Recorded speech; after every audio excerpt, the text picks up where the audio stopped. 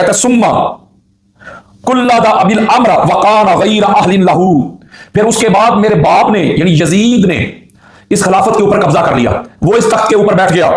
اور سبحان اللہ کیا خطبہ دیا ہے، اور کہتا ہے وہ میرا باپ بھی اس کا اہل نہیں تھا،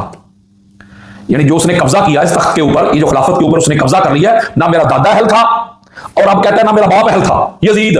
اور یہ یزید کا سگا بیٹا ہے، وَنَازَعَ ابْنَ بِنْتِ رسول اللہ صلی اللہ علیہ وآلہ وسلم، اور میرے باپ نے رسول اللہ صلی اللہ علیہ وآلہ وسلم کی صاحبزادی کے بیٹے کے ساتھ یہ تنازع کیا خلافت کے لیے، اس کے ساتھ لڑائی کی، اس کو شہید کیا، اس کے خاندان کو قتل کروایا۔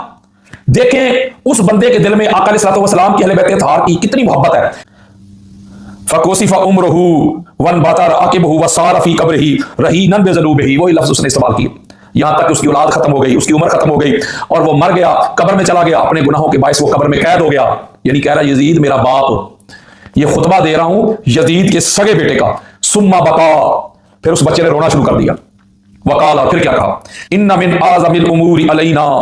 کہتا ہے ہمارے لیے بہت بڑا امر ہے تمام امور میں سے، وہ کون سا، علمنا بسوء مسرائہ وبئیس منقلبہ، اللہ اکبر اللہ اکبر۔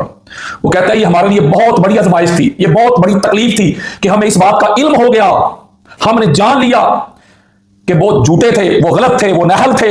انہوں نے آقا علیہ الصلوۃ والسلام کے اہل بیت اطہار کے ساتھ ظلم کیا، میرا دادا بھی میرا باپ بھی اس خلافت کا اہل ہی نہیں تھا۔ تکلیف اس بات کی ہے، دکھ اس بات کا ہے کہ ہم جانتے ہیں ان کے ساتھ کیا ہو رہا ہے قبر میں، ان کے ساتھ کیا معاملہ ہو رہا ہے، ہم جانتے ہیں، تکلیف اس بات کی ہے، سارا کچھ ہمیں پتا ہے، ہمیں خبر ہے۔ وقد قاتل اطرت رسول اللہ صلی اللہ علیہ وآلہ وسلم، انہوں نے آقا علیہ الصلوۃ والسلام کی اطرت کو قتل کیا، یہ یزید کا سگا بیٹا کہہ رہا ہے خطبہ میں۔